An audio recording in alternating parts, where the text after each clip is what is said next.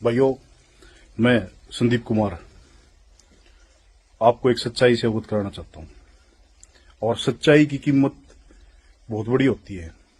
उसके लिए आहुति मैं पहले ही अपनी डाल रहा हूं। भाई भगत सिंह ने भी अपना त्याग कराया था। भगत सिंह ने भी अपना जीवन खत्म करना पड़ा जब यू देश जाग गया था।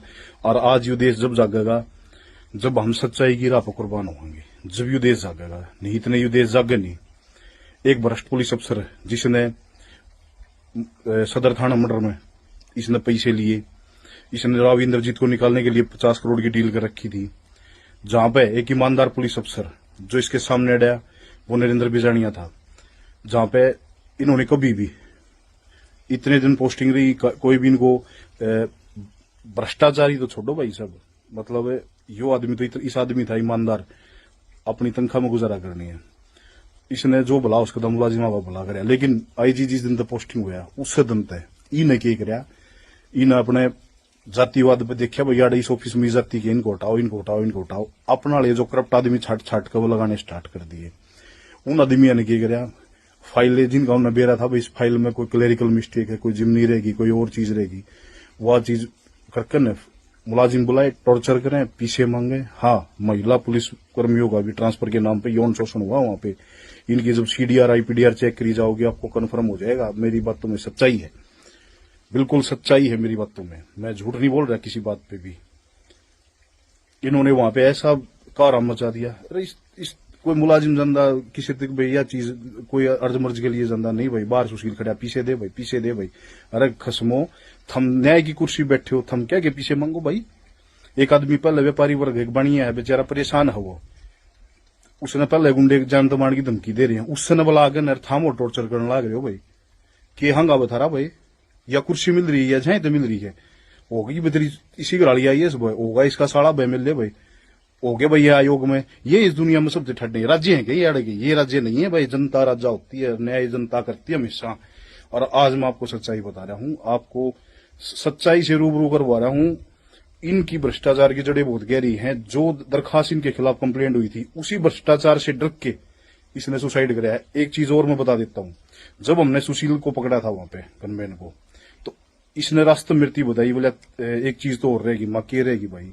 बोले मैं ना एक जगह तो और मंथली कलेक्शन करके लेके आया था और वो पीछे डैशबोर्ड में रह गए। धर्मेंद्र ड्राइवर उस गाड़ी ने लेकर उड़ गया है। धर्मेंद्र और सुशील कुमार उस गाड़ी में दो आदमी थे। जब इसको पकड़ा गया, इसको शामिल जांच होने के लिए नोटिस दिया था। बोला ठीक है कोई दिक्कत नहीं, बोले आप सर बैठे हैं 10 मिनट में बाहर में, चलो मेरा बाल पाड़ सकते तो। भाई हमने क्या ना बाल पाड़ना, तेरे खिलाफ पब्लिक आदमी कंप्लेंट कर रहे हैं और हमारा पुलिस की ड्यूटी है, हम पकड़ांगे भाई, आगे अफसरादी सुपुर्द कराएंगे भाई, आगे तेरे खिलाफ न्यायिक जांच होगी, सच्चाई जो होगी वो आगे शमिया होगी। लेकिन इनका भाई अहंकार इतना करड़ा था, अगर कुछ नहीं। हाँ, जब नू देखा भाई तेरे पटली तेरा पाप का घड़ा भर लिया, प्रकाष्ठा होगी तेरी, जब इस आदमी ने केवल भाई तू बदनाम होगा और परिवार की राजनीति में भी नुकसान पड़ेगा, सारी चीजों में नुकसान पड़ेगा। इसने अपने परिवार को सबको बचाने के लिए सुसाइड की है। ये बात नहीं है कि भाई इसके साथ अरे बड़ी बड़ी जांच चल रही है आदमी की, लुगाई भी जेड़ा मुगी तो लुगाई तो ही बोल रहा था भाई है। इसकी घरवाली को भी डर है कहीं इसकी भी भ्रष्टाचार का भंडा ना फूट जाए। आयोग में बैठकर ने इनके घरवाले ने, इसके फादर ने, सब ने भ्रष्टाचार किया। इनकी भी जांच होनी चाहिए संपत्ति की भाई।